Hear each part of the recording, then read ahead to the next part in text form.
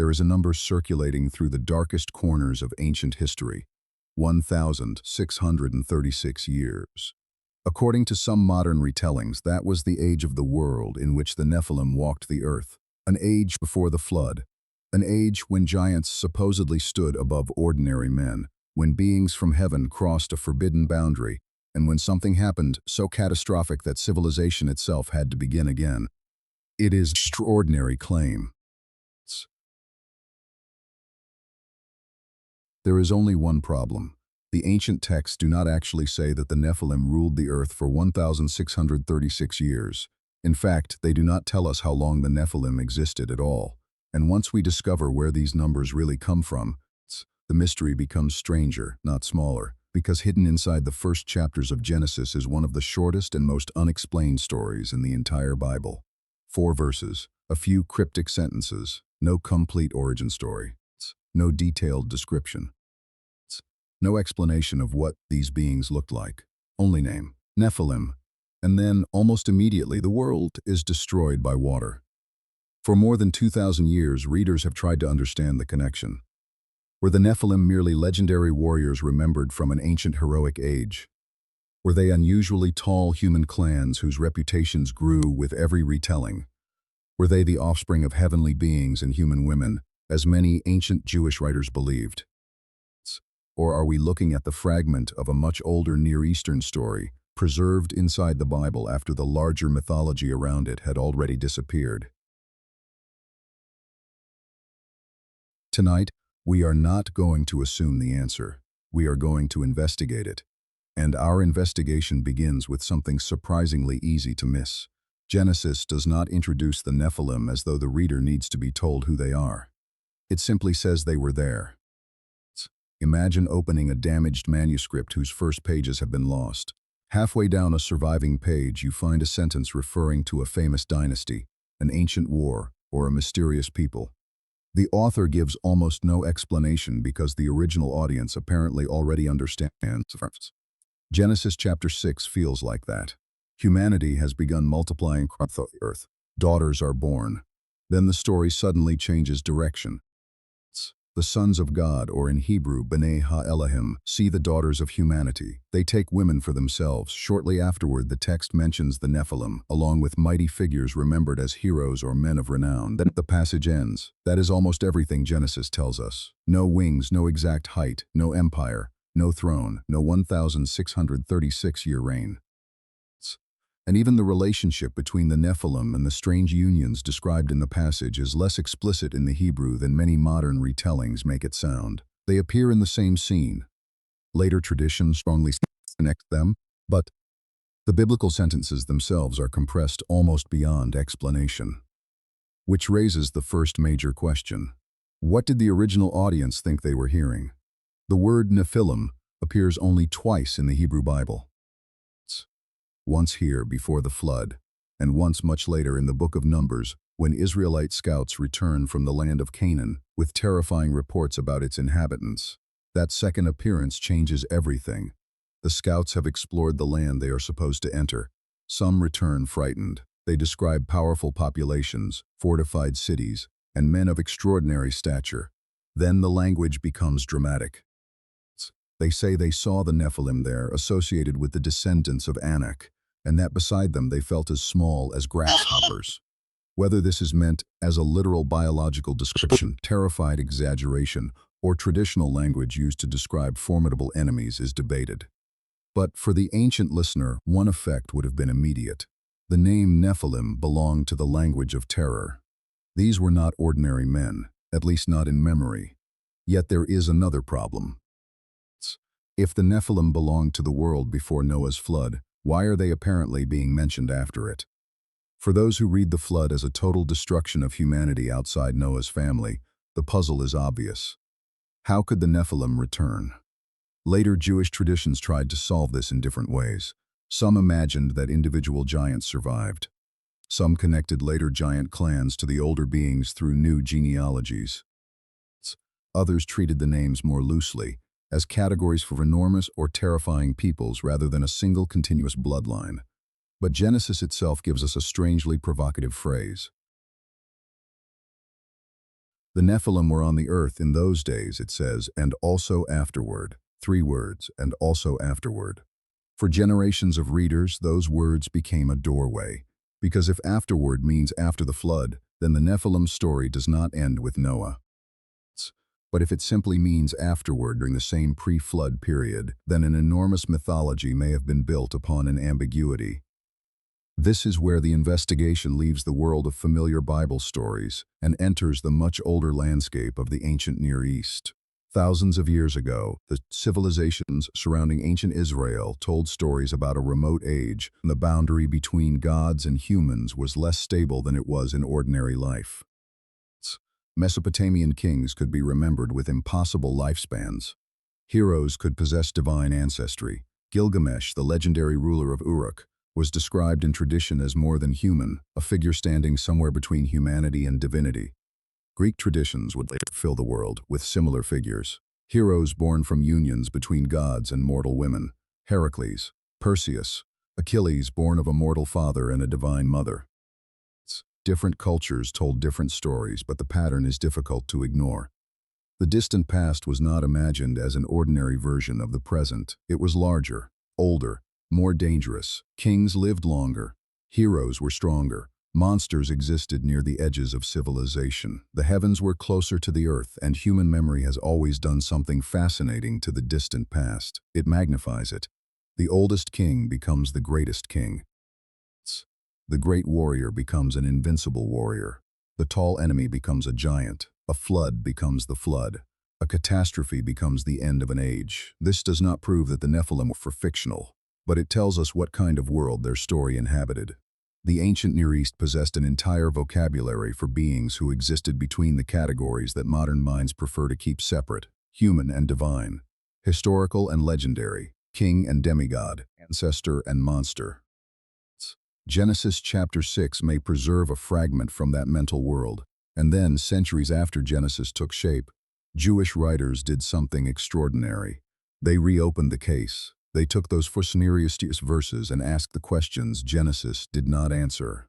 Who were the sons of God? Why did they descend? What did they teach humanity? What happened to their children? And why did the world become so violent that divine judgment followed? Their most influential answer survives in the collection we now call First Enoch. The Book of Enoch was not simply invented in medieval Europe, as some internet discussions imply. Fragments of Enochic writings were discovered among the Dead Sea Scrolls at Qumran, preserving portions in Aramaic and proving that these traditions circulated in Jewish communities centuries before the medieval manuscripts through which much of the complete work later survived. And in the Book of the Watchers, the mystery of Genesis explodes into a full narrative. The sons of God become the Watchers, heavenly beings, observers, guardians who cross a boundary they were never meant to cross.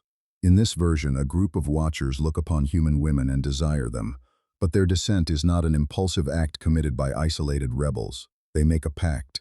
They bind themselves together. They descend to earth. And the consequences spread far beyond forbidden relationships. The Watchers reveal knowledge, not simply religious knowledge, dangerous knowledge. One teaches the manufacture of weapons. Another reveals forms of enchantment.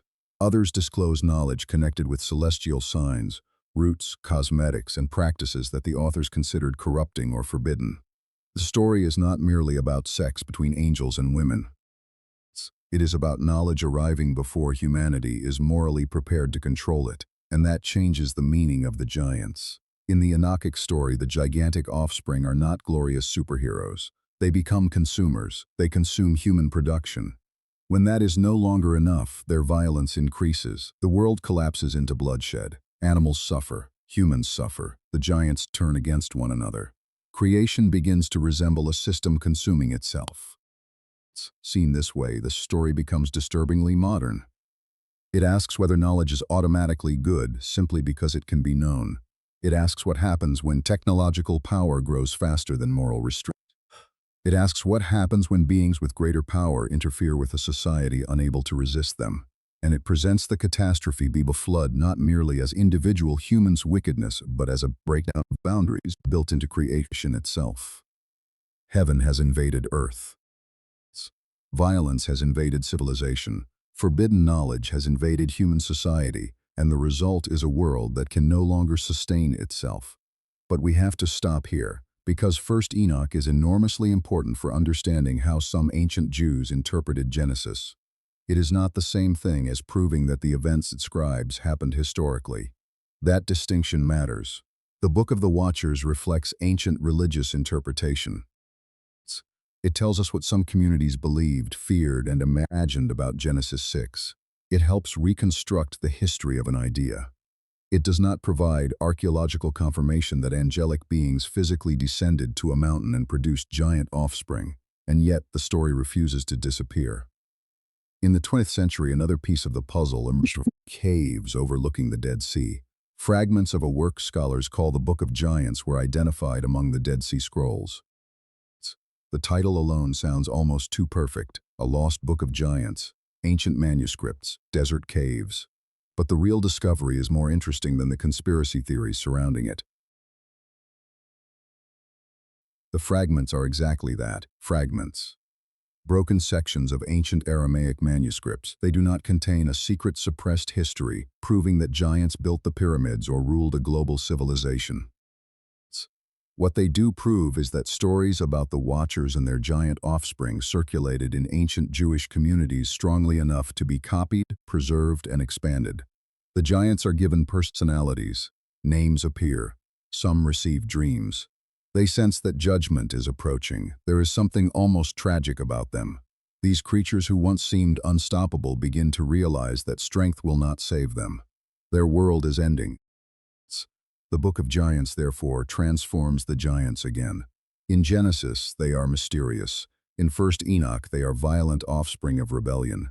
In the Book of Giants, at least in the surviving fragments, they become characters standing beneath a sentence already passed against them. The strongest beings on earth are afraid, and that image may be one of the reasons the story endured. Because the giant is not frightening merely because he is large. The giant is frightening because he seems immune to the limits governing everyone else. And the fall of the giant is satisfying because it proves that no power is limitless. Not kings, not warriors, not empires, not even beings whose fathers came from heaven. But what about that extraordinary timeline? Could the Nephilim have dominated the pre-flood world for more than 16 centuries? This is where a popular mystery collides with ancient mathematics. If you take the ages listed in the Masoretic Hebrew tradition of Genesis chapter 5, add the age at which each patriarch fathers the next named patriarch, and continue until Noah reaches 600 years old at the flood, the traditional total is not 1,636. It is 1,656 years from creation to the flood. That number does not represent the reign of the Nephilim. It represents a chronological calculation based on one textual tradition of the Genesis genealogies. And even that chronology is not the only ancient version. The Samaritan Pentateuch preserves different numbers. The Greek Septuagint preserves others. Depending on which textual tradition is followed, the calculated span from creation to the flood changes dramatically. This is a crucial discovery, because it means there was never one universally preserved ancient countdown proving that the Nephilim controlled Earth for a precise number of years. The viral number is far more confident than the evidence. More importantly, even if we accepted the 1,656-year Masoretic calculation as a literal historical chronology, Genesis does not place the appearance of the Nephilim at the moment of creation. They appear much later in the narrative, so the entire pre-flood period cannot simply be labeled the age of the Nephilim. And nowhere does Genesis say they ruled the planet. That language belongs to modern reconstruction. But removing the claim does not remove the mystery. It sharpens it. Because now we are left with a more difficult question. If Genesis does not give us a giant empire, why have generations of people felt compelled to imagine one? Perhaps part of the answer lies in the text itself. Genesis calls these figures Gibborim, mighty ones, associated with the distant past and with renown. That language evokes warriors, champions, heroes whose names survived after their world disappeared. For an ancient audience, a man of renown was not merely famous. To have a great name was one of the closest things a mortal could achieve to immortality. Bodies died, names survived, kings carved their victories into stone, Rulers erected monuments. Poets preserved warriors in song. Civilization disappeared, but Gilgamesh survived because his name survived. Perhaps the Nephilim belong partly to that ancient landscape of remembered heroes. Not rulers of the entire earth, but figures from an imagined heroic age whose reputations towered over ordinary humanity. There is another possibility. The giants may encode memories of real populations. The Hebrew Bible contains several names associated with unusually formidable peoples. Anakim, Rephaim, Amim, and others. Some passages describe them as numerous and tall. King Og of Bashan is associated with the Rephaim, and Deuteronomy famously describes an enormous iron bed or couch connected with him, measuring 9 cubits by 4 cubits. If interpreted as a bed for his body, the dimensions are astonishing. But, even here, certainty disappears the moment we examine the object more closely. Was it actually a sleeping bed, a ceremonial couch, a sarcophagus, a symbolic royal object? Did its size reflect the body of its owner, or his status? Ancient kings did not build monuments according to the dimensions of their bodies. Power makes things larger. Thrones become larger. Tombs become larger. Memory becomes larger. Og may have been exceptionally tall. The text certainly wants the reader to regard him as extraordinary, but an enormous object is not the same thing as an enormous skeleton. And then there is Goliath, perhaps the most famous giant in Western tradition. Ask most people how tall Goliath was, and they will imagine a man almost 10 feet tall. That image comes from one important textual tradition of 1 Samuel, where his height is given as 6 cubits and a span. But ancient manuscripts do not all agree. The Greek Septuagint and an ancient Samuel manuscript discovered among the Dead Sea Scrolls preserve a shorter reading, 4 cubits and a span. Depending on the cubit used, that produces a man roughly in the neighborhood of 6.5 to nearly 7 feet tall, still enormous in an ancient military setting, still intimidating, but completely human.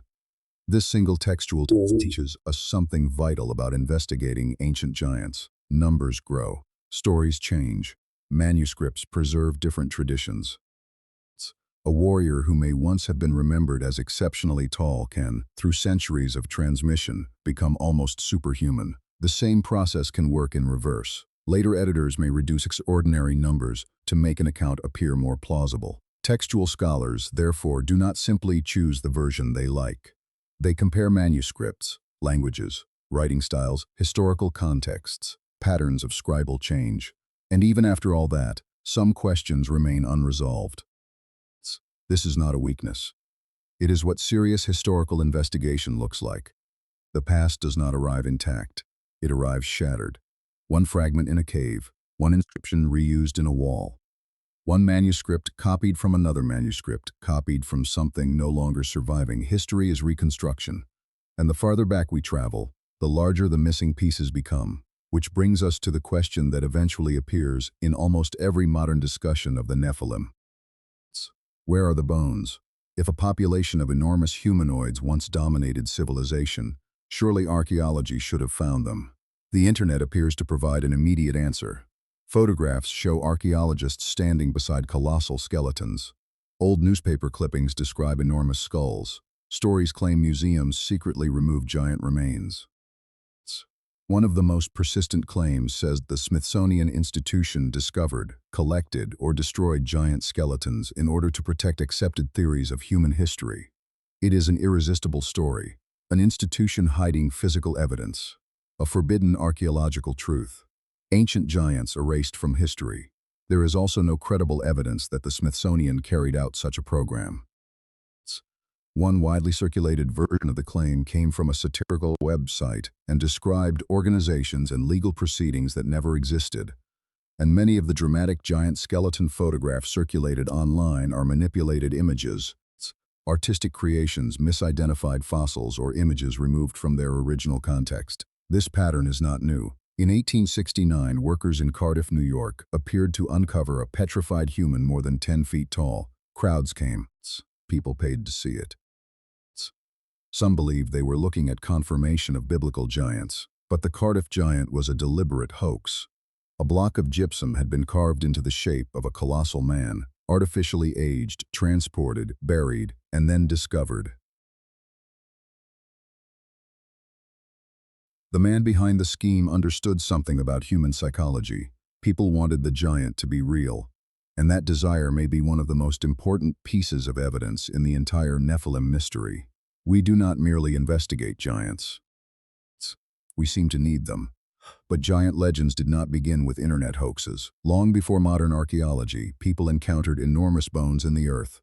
Mammoths, mastodons, ancient rhinoceroses, whales, large extinct mammals whose anatomy was unfamiliar. Without paleontology, what was a person supposed to think when an enormous bone emerged from a hillside?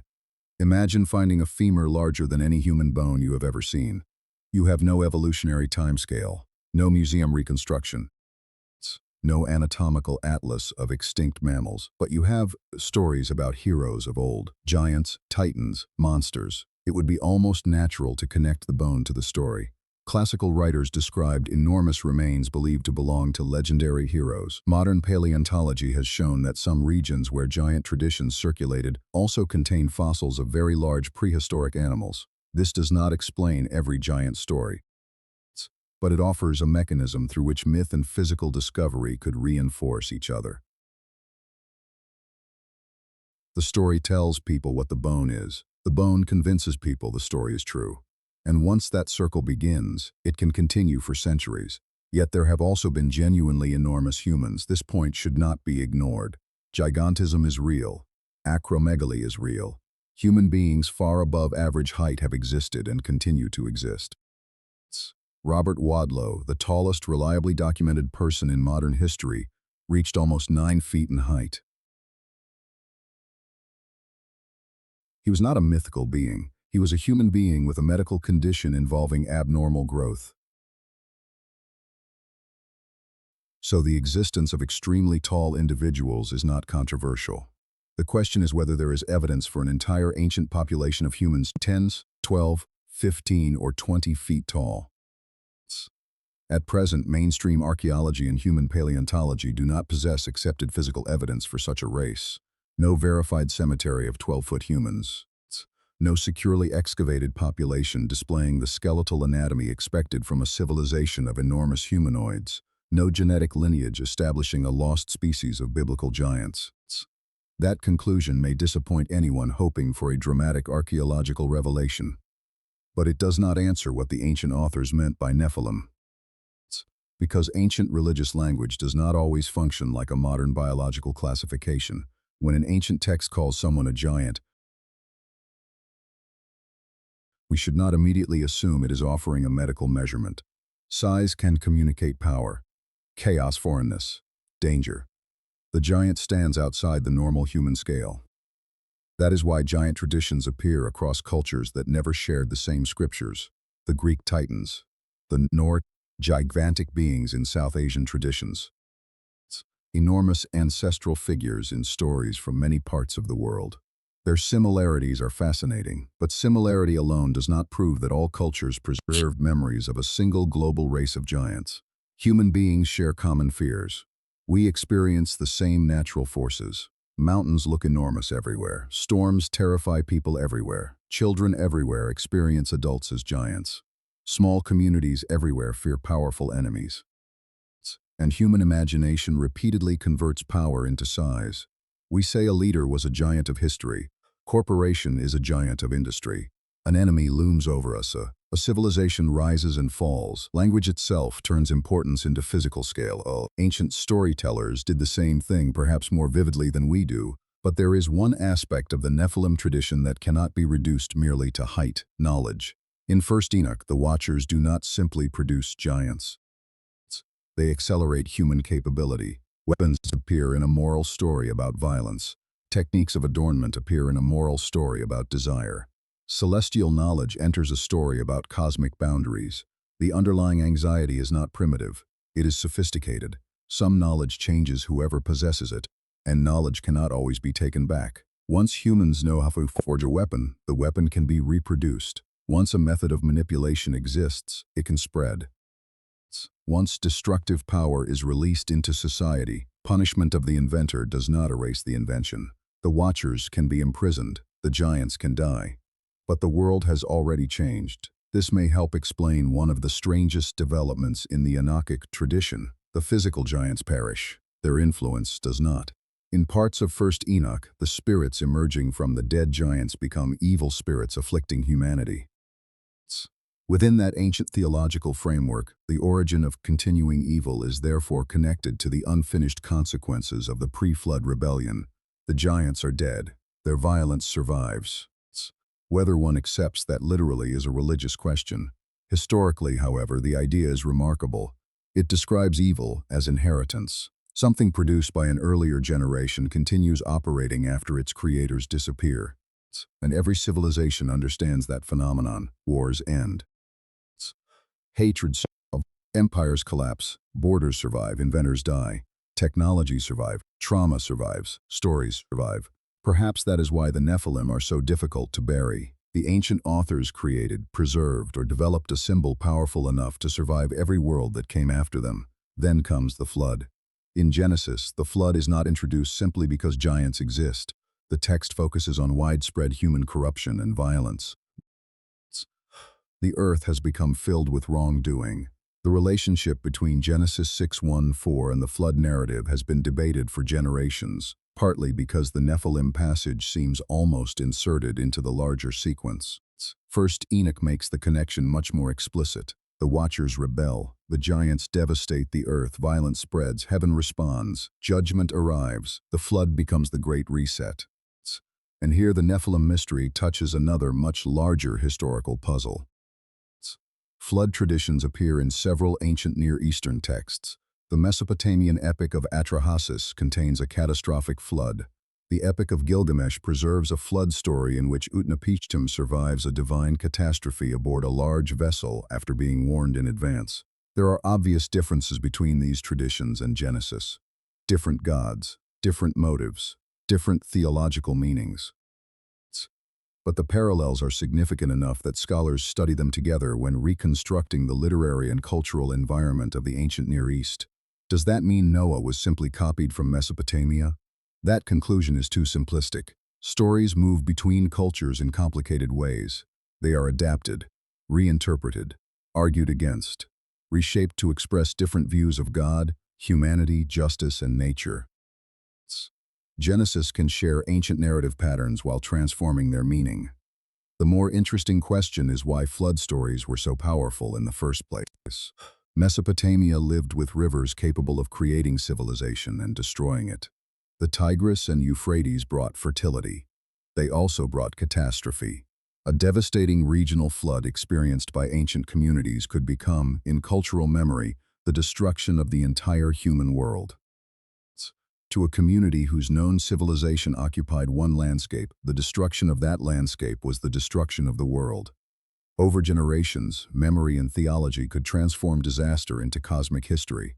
Or, perhaps, as religious believers maintain, these cultures preserve different memories of an actual primordial catastrophe. Historical investigation can compare the texts. Geology can examine flood deposits. Archaeology can study settlement layers. But archaeology cannot directly test the theological claim that a divine judgment caused a flood. That question belongs to a different category, and this distinction becomes even more important when discussing the Nephilim. History can tell us that ancient Jews wrote about watchers. Archaeology can confirm that manuscripts of these traditions existed at Qumran. Linguistics can analyze the word Nephilim. Textual criticism can compare Genesis manuscripts. Anthropology can study giant legends. Medicine can explain human gigantism, but none of those disciplines possesses an instrument that can excavate an angel. That does not prove angels exist. It does not prove they do not. It tells us where the limits of the method are. And any documentary claiming to investigate the Nephilim objectively has to be willing to stand inside that uncomfortable boundary. There is another clue hidden in the name itself. Nephilim. For generations, interpreters have connected the word with the Hebrew root NFL, associated with falling. From this comes the famous interpretation, fallen ones. It sounds almost perfect for the Enochic story, fallen heavenly beings, fallen angels. But language is rarely that cooperative. Scholars have debated exactly how the name should be understood and whether fallen ones captures its original meaning. The ancient Greek translation of the Hebrew Bible often used the word gigantes. That is the ancestor of our word giants. But in ancient Greek, gigantes carried mythological associations beyond simply being very tall humans. Translation, therefore, shaped imagination. A mysterious Hebrew term became connected to a Greek world already populated with colossal mythic beings. Centuries later, the word giant became almost inseparable from Nephilim in popular culture. Once again, the mystery grew through transmission, a Hebrew word, a Greek translation, an expanded Jewish apocalypse, Christian interpretation, rabbinic debate, medieval legend, modern conspiracy culture, Hollywood imagery, internet archaeology. By the time the Nephilim reach us, we are not receiving one tradition, we are receiving layers, and each tradition has added something. Early Jewish writers added the Watchers. Later interpreters developed elaborate identities and hierarchies. Artists gave them bodies. Modern storytellers gave them lost civilizations. Conspiracy theorists gave them archaeological cover-ups. Ancient astronaut theories gave them advanced technology and extraterrestrial origins. That last transformation is especially revealing. In the 20th century, supernatural beings were increasingly reimagined as extraterrestrials. The gods became visitors from another planet. Heaven became outer space. Divine weapons became advanced technology. Angels became biological beings with spacecraft. And the Nephilim became hybrids produced by genetic experimentation. The vocabulary changed. The structure of the story did not. Powerful beings descend from above. They possess knowledge beyond ordinary humanity. They interfere with human development. They produce extraordinary offspring. Their intervention changes civilization. A catastrophe follows. Ancient theology has been translated into modern science fiction. There is no established archaeological or genetic evidence demonstrating that extraterrestrials created the Nephilim, but the popularity of the idea tells us something fascinating. Modern people may reject ancient religious categories while continuing to crave the same narrative. We still want someone to come down from the sky. We still wonder whether civilization received help from beings more advanced than ourselves. We still suspect that our ancestors knew something we have forgotten.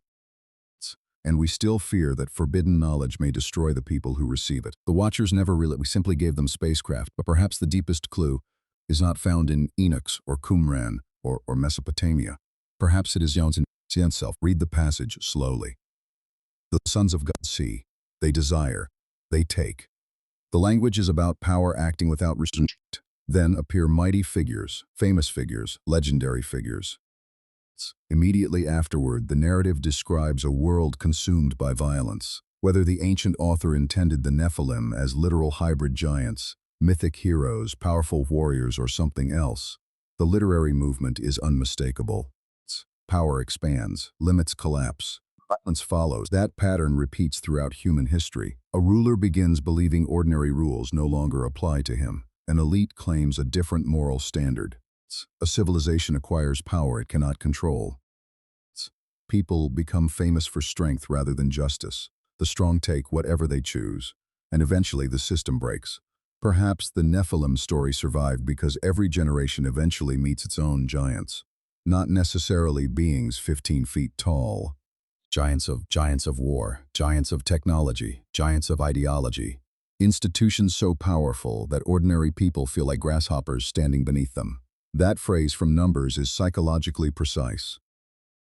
We seemed like grasshoppers. Fear changes scale. When people feel powerless, the enemy grows. And when the enemy grows large enough, resistance begins to feel impossible. May be one reason giant-killing stories are nearly universal. David does not defeat Goliath because audiences are interested in orthopedic anomalies. The story works because a smaller human being confronts overwhelming power. The giant represents certainty. The hero represents the possibility that certainty can be broken. The same emotional logic exists in stories of monsters, dragons, tyrants, empires, and impossible odds. A giant is power given a body, and the body must eventually fall. But before we turn the Nephilim entirely into symbolism, we have to remember something. Ancient people themselves may not have separated symbol from reality the way modern audiences often do. A being could be theological and physical. A king could be historical and legendary. A flood could be natural and divine. A giant could be an enemy tribe and a survivor of a primordial age. Modern categories demand a choice, fact or myth, history or theology, literal or metaphorical. Ancient texts often refuse that choice, and that is precisely why the Nephilim remain difficult to solve. Suppose for a moment that the entire tradition began with unusually tall warrior clans. A community encounters men significantly larger than average. Those men dominate battlefields. Children hear stories about them. The next generation exaggerates their height. Their ancestor become famous. Their enemies explain their extraordinary power through divine ancestry. Centuries later, writers connect them to primordial heroes. Another writer expands those heroes into giant offspring of angels.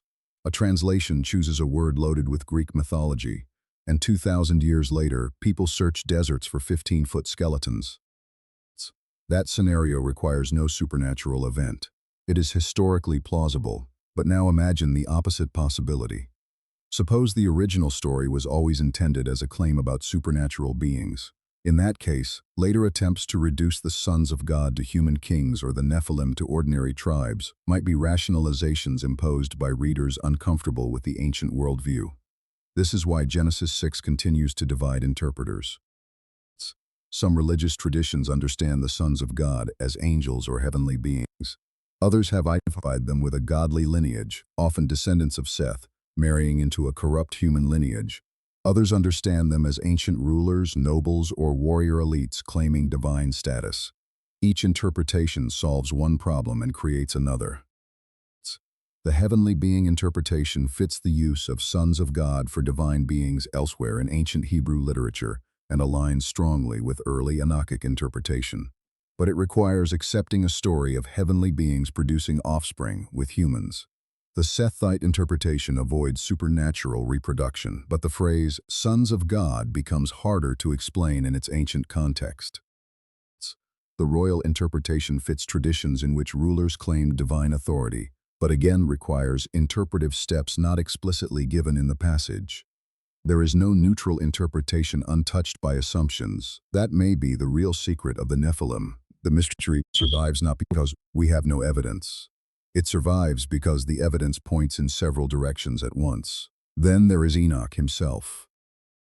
He stands at the center of the later tradition, yet in Genesis his entire life receives only a few sentences. He belongs to the seventh generation from Adam in the genealogy. He walks with God, then he is gone because God takes him. No ordinary death is described. For ancient readers, that was irresistible. If anyone could know what happened in heaven, it would be the man who disappeared into the divine realm. So Enoch became the perfect narrator for revelations. Ancient writers attributed journeys, visions, calendars, cosmic secrets, judgment scenes, and the Watcher story to him. The mysterious man of Genesis became the investigator of Genesis, and there is something almost poetic about that. We are doing the same thing, taking a gap in an ancient text and trying to enter it, trying to see what is missing, trying to reconstruct a vanished world from fragments. But there is a danger. The moment humans encounter a gap, imagination rushes in. And imagination rarely announces itself as imagination. It presents itself as certainty. This is how 4 cryptic biblical verses can become a complete of a giant empire. It is how an ancient genealogy can become exactly 1,636 years of Nephilim domination. It is how a manipulated photograph becomes archaeological evidence. It is how a genuine Dead Sea Scroll fragment becomes proof of a global institutional conspiracy. A mystery creates empty space. Certainty fills it. But history demands something harder. It demands that we leave some spaces empty, at least until evidence arrives. So what can we actually say? We can say with confidence that Nephilim appear in the Hebrew Bible. We can say that Genesis places them in the mysterious world before the flood in Numbers invokes their name in connection with terrifying inhabitants of Canaan. We can say that ancient Jewish writers expanded Genesis 6 into the Watch tradition and connected the giants directly to rebellious heavenly beings. We can say that Enochic writings are genuinely ancient, and that Aramaic fragments discovered among the Dead Sea Scrolls confirm their circulation in the Second Temple period. We can say that fragments of a Book of Giants were discovered at Qumran. We can say that biblical giant traditions overlap with broader ancient Near Eastern patterns involving legendary heroes, extraordinary rulers, divine human boundaries, and primordial ages. We can say that the Masoretic genealogical numbers produce a traditional calculation of 1,656 years from creation to the flood, while other ancient textual traditions produce different chronologies. We cannot honestly say that the Bible records a 1,636-year Nephilim empire. We cannot say archaeology has verified a civilization of 12-foot humans. We cannot say the Smithsonian destroyed giant skeletons. We cannot demonstrate that the Watchers were extraterrestrials. And we cannot use archaeology to settle the theological problem of spiritual beings exist. That leaves us in an unusual position. We have disproved some of the easiest claims, but the central mystery remains. Why is this strange story in Genesis at all? Why does a text normally so economical preserve 4 verses about divine beings, human women Nephilim, and ancient heroes just before the flood? Some scholars see the passage as the surviving fragment of an older myth. Perhaps the biblical authors inherited a story their audience already knew and compressed it into a form consistent with their own theology. Instead of celebrating demigods, Genesis places them beneath the authority of one God. Instead of granting them immortality, they belong to a world moving toward judgment. Instead of allowing divine human hybrids to become gods, the text emphasizes the boundary of flesh and mortality. If that interpretation is correct, Genesis may be doing something more sophisticated than merely repeating mythology. It may be arguing with mythology. The heroes other nations worship? They were mortal. The semi-divine kings other cultures glorify? They belong to a broken age. The giants people fear?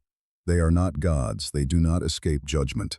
Under this reading, the Nephilim passage is not about triumph of superhuman beings, it is about their failure.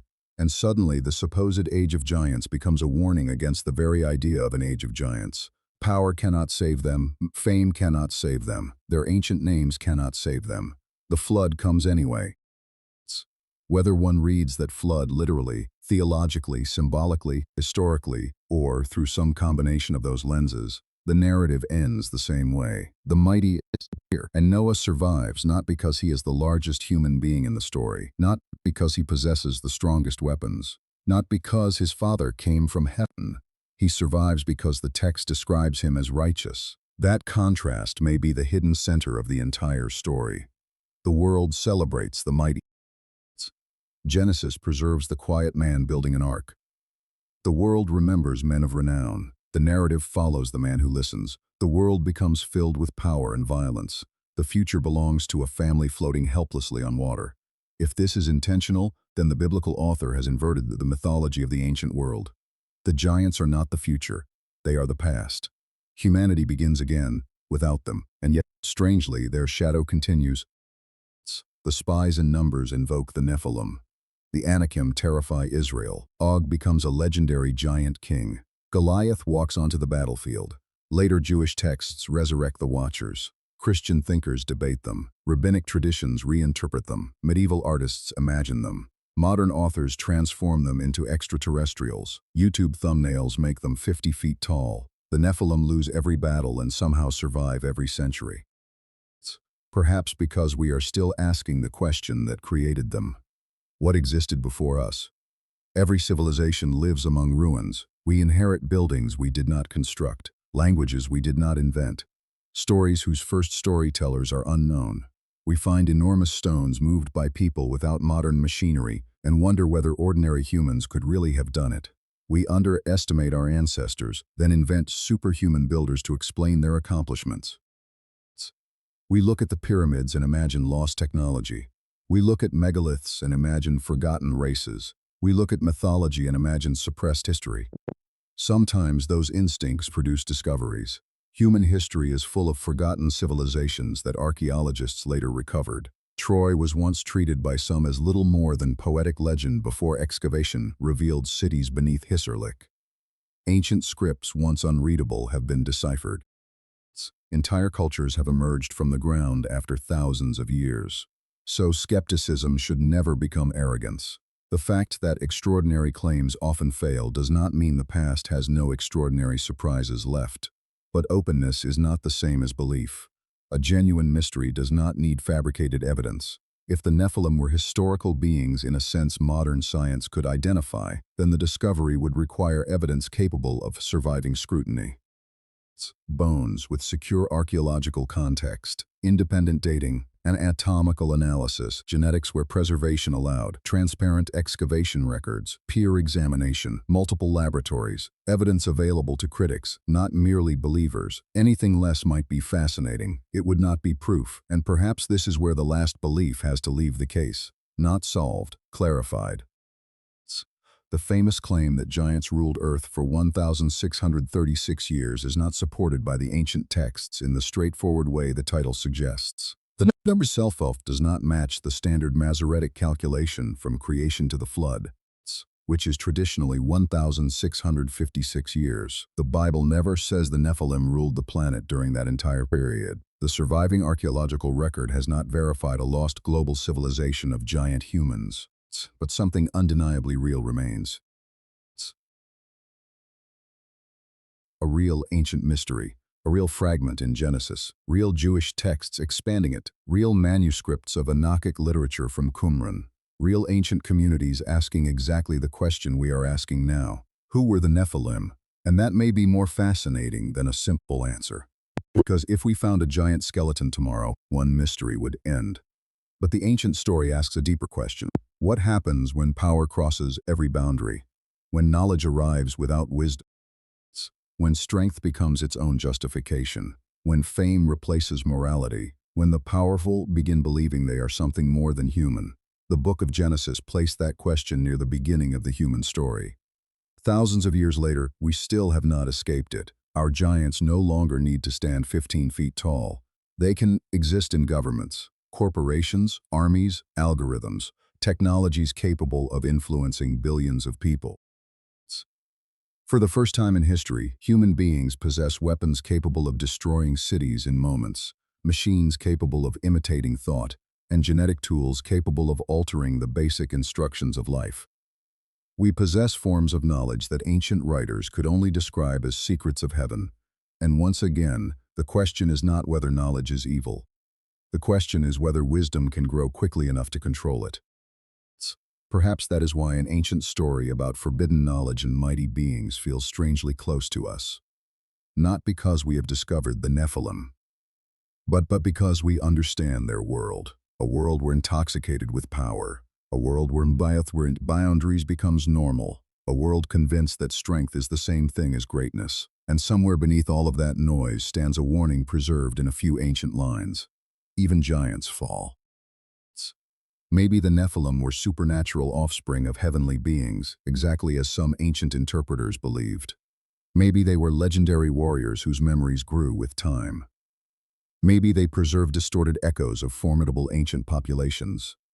Maybe Genesis contains the remnant of a story whose complete form has been lost forever. Or maybe the most important part of the mystery has never been their height. Maybe it is what humans remembered about them. They were mighty. They were renowned, and they disappeared. So perhaps the final question is not whether giants once walked the earth. Perhaps it is this. Thousands of years from now, when another civilization looks back at our age, what will they think we were? A civilization of extraordinary knowledge? A civilization of giants? Or another generation that became powerful enough to change the world, but never wise enough to understand what that power would cost? Tell us what you think. Were the Nephilim supernatural beings, legendary warriors, memories of real ancient peoples, or something we have not yet understood? And if the ancient story is trying to warn us about power, our knowledge, and the collapse of boundaries, is that warning more relevant today than it was when the story was first told? Subscribe to The Lad's Belief. Here, we continue investigating the mysteries hidden between history and belief, ancient religion and archaeology, forgotten cultures, and the unanswered questions humanity has carried for thousands of years. Because sometimes the most important mystery is not what our ancestors believed. It is why they believed it, and what their stories may still be trying to tell us.